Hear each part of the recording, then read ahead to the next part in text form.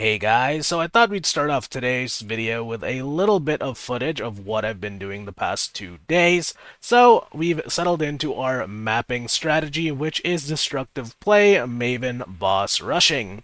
You can see that the build is doing just fine in T16s, and short of, extremely rippy mods for this level of investment, that we are able to quickly clear the maps and also quickly finish the bosses. At some point, I also tried Maven, and it actually went pretty well. Probably not the cleanest Maven kill on a League start I've done, because there seemed to be an issue with the minions not targeting the nucleus of the Maven during the intermission phase. So Maven herself was fine, and then the nucleus, it would just kind of get stuck hitting bosses instead of the nucleus to phase it into the next part of the Maven fight. So if you are doing your own Maven kill, if you're working up towards that, that's just something to be careful about. And then aside from Maven, we also tried a T17. T17 went okay. Trash is very easy to clear. The boss is a little bit more iffy. If it's a mechanically heavy boss, it might kill your minions, or you might get slowed down and die. A lot of the defensiveness for this build comes from staying mobile. So if something slows you down to a crawl, you'll probably get hit by multiple things, and then you won't be able to recover your HP, and then you will die. So with that said, let's get right into the update video. Hello everyone, and welcome to the Day 6 update for the Shadow Holy Relic of Conviction League Start Guide. Alright, so I want to get right into the upgrades and changes we have made to the build. First off, you'll notice here that I've bought myself some gems, so let's go over them real quickly. We have an Empower, level 4.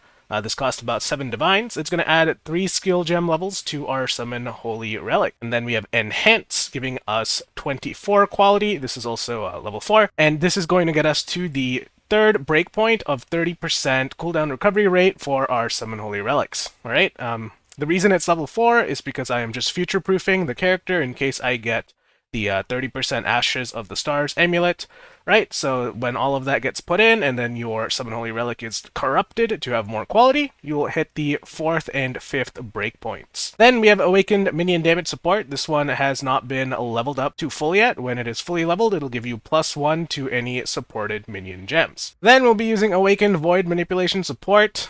This is just the best one I can think of right now. It would do a lot more damage on the Necromancer version of the build, where your minions have physical converted to chaos, but it's what we have to use right now, and if there's anything better, I will let you know. And then, of course, we have Awakened Unbound Ailment Support. This is increasing the duration of our minions' poisons, as well as making them deal more damage with the poisons itself. So these are the gems we are going to be swapping into. So let me move this aside. To make the swap, you also need a 6 link on the Covenant Spider Silk robe. I kept a Omen of Connection somewhere here. Alright, so this is an Omen I bought for 2.5 divines earlier today, and when you use a Orb of Fusing on your item, it will have the maximum amount of links. So let's go ahead and take this out. And then we're going to use the Orb of Fusing, and bam, now we have a 6 link the Covenant Spider Silk robe. So we're going to put in our Summon Holy Relic, we're going to put in our Enhance, we're going to put in Awaken Minion Damage Support, we're going to put in Awakened Void Manipulation Support, Awakened Unbound Ailment Support, and lastly, the Empower Support. Alright, and a quick note on the Enhance and Empower gems in particular. You do not need to buy these at level 4. I just had the currency to do it, so I did it. Alright, you can progressionally get upgrades, so you can start with a level 3 Empower and a level 3 Enhance, and then move your way up as you get more currency for the build, okay? So I just want to really emphasize that. Oh, and while we're talking about Empower, be careful about people trying to scam you for exceptional gems. So earlier today, I went to buy a level 4 Empower, and this guy canceled trade, and then, when he opened the trade back up, he had swapped it out for a level 3 Empower. All right, so my advice to you always is if someone cancels the trade, you need to be on the lookout for a scam. If you're tired, don't make any big trades. Alright, don't be taken a fool by bad actors. So that's all I will say. Let's put the Covenant back on, and now we are going to look at the other upgrades we have made. So in the previous video, we talked about the Stygian Vice upgrade. So we're using Deafening Essence of Torment on this belt to get the Avoid Being Shocked modifier. And then we have a similar modifier on the Abyss Jewel that is also giving us chance to poison on hit for our minions. With all of this combined, our chance to avoid being shocked is at 100%. And when you combine that with the Storm Shroud unique jewel, which I think I bought for a divine or two, you will get to make your character immune to ailments. So let's go ahead and slot this in. I have a jewel socket here prepped right next to these passives over here. Alright, I'll put that in, and if I go to my defenses, you'll see that my chance to avoid all of the ailments is, or all of the elemental ailments rather, is at 100%, so we are now ailment immune, okay? The next thing is we want to save a point on this cluster over here. So I hadn't anointed Sanctuary before, and I don't feel like anointing any expensive passives onto this temporary rare amulet. So I've gone ahead and got myself Amber Teal Teal on my oils, and if you talk to Cassia or you have a Blight stash tab, you can put your amulet in, and then you go Amber Teal Teal, and that is going to anoint Sanctuary for your build. Right, so now we have Sanctuary on our build, which is giving us attack block, spell block, and maximum elemental resists. Right, so that is how I'm getting this passive over here without it being connected. You'll also notice in the passive tree that we now have Glancing Blows. This doubles your chance to block, but it makes it so that you take a portion of the damage from the block hits. And the reason we have this is because we have now swapped over to the Aegis Aurora Champion Kite Shield. Bought this for 1 Divine earlier today, and with this setup we will recover a percentage of our armor as energy shield whenever we block. Okay, so the most important thing for the Aegis Aurora setup is that you have a very high block chance and enough armor that your energy shield is recovering as you're getting hit. So that's why we're using Glancing Blows. Maybe later on we'll switch to Svalin and we'll have the max block Lucky Block setup. That shield was very expensive last I checked. Aegis Aurora was much more affordable. So this isn't a best in slot or anything, it's just what we're using for now. What else is there? Let's have a quick look at any other passive changes we did. So we're still level 95, I've been dying a lot, haven't been able to level up as much. But no, I think that was it. We slotted in this jewel, we anointed this passive, and everything else looks the same. Oh my god, I forgot the most important thing. We did finally get enough divines to buy the Amanamu's Gaze. So this cost 4 divines, it was a perfectly rolled one. It doesn't have to be for you if you don't need the extra attributes. So I paid 4 divines for this, and this is giving our minions 30% more damage over time multiplier for their poisons, okay?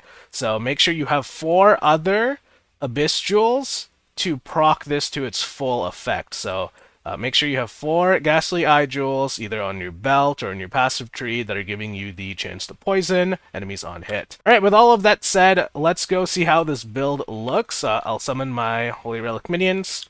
Just need a moment to catch my breath. I'll get a Golem out, and you'll see here that it is now level 23, alright, which is not bad at all. Alright, I have a map here ready to go. It's a T16 bunch of random modifiers. My Atlas strategy for making money so far has been doing boss rush with the Maven influence. So we're just doing destructive play, and then we have a chance for the bosses to drop additional Shaper, Elder, and Conqueror maps, I believe. So that's been the strat so far. Let's go see how it looks inside the map. Alright, I'll just loot it later. I'll just turn the loot off for now. Alright, you'll see here that our clear speed is feeling quite good. And hopefully survivability is okay as well. Alright, I do die once in a while, but when that happens, it's usually because I roll a bunch of garbage in my maps that I'm not supposed to.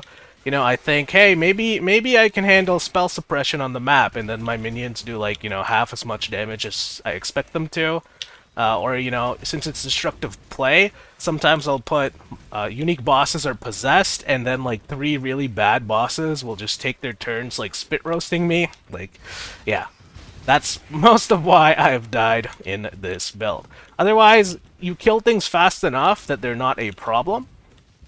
So let's keep going. I'm trying to full clear the map so that when we get to the boss, destructive play procs. Yay. I think we're getting close to the boss over here. Alright, I'll just go around, kill these monsters over here, and then double back on the boss.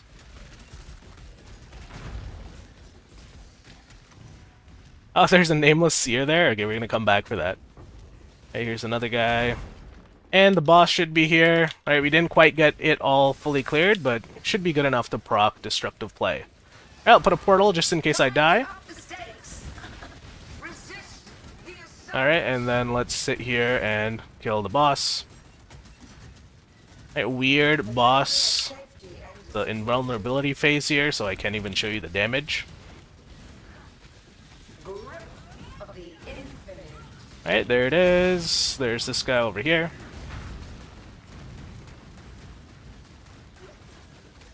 And that is the map.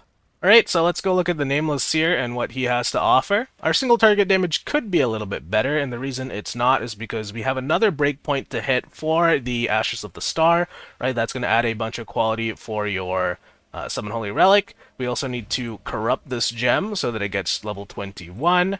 And then ideally, you know, if you're really min-maxing this build, you'd either get a new chest plate with +1 to gems, or you would find a Covenant with the +1 to gems, giving you, you know, an extra level from Empower. And don't forget that we can also get +1 skill levels from fully maxing out Awakened Minion Damage Support from another Empower, as well as corrupting the Holy Relic over here.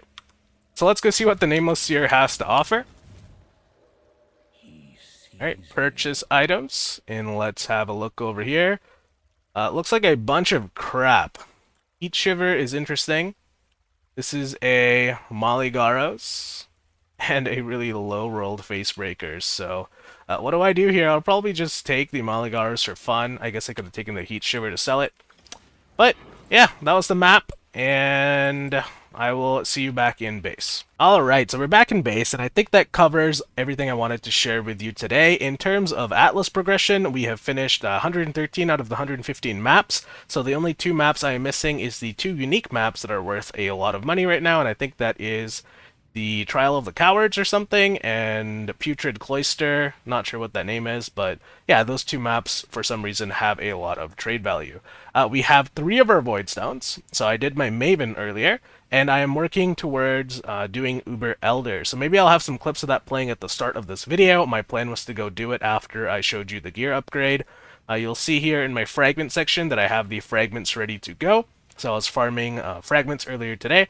And we also have 2 Maven's Writs, so I guess I might show you some footage of what Maven looks like in this upgraded setup as well. And if we look at our map stash tab over here, all of the different maps I've been collecting from the Boss Rush Destructive Place strategy is here. Each one of these things, if you run yourself, it'll drop a fragment, and then you can sell the fragment on the currency exchange, or you can run the boss if you feel up to it. So that's how I've been making my money. So if you see here, we type in, well, I can't type in fragments, we'll have to go into fragments over here. Let's say I want to get a fragment of the enslavement. You can see that, you know, that's 20 chaos. So you run a map, you make 20 chaos. Super easy, super nice. Now, this one says 17 here. Don't believe that. It's just some lowball offer. Alright, aside from that, my other strategy has been collecting contracts and blueprints. I don't know if I'll get around to this. If I do, well, we'll make a lot of money, I'm sure. Usually you want a character that is specialized in running heist to take advantage of doing the heist mechanic. So either I will keep playing on this character and run these contracts, or I will reroll into a heist runner to make some currency as the league matures. But anyways, that's it for the Day 6 update of the Holy Relic of Conviction, Servant of Arakali, for the Legacy of Phrecia event. I hope you guys have enjoyed watching. Like if you liked it, subscribe for more Path of Exile content, and I'll see you soon with a new video. Bye!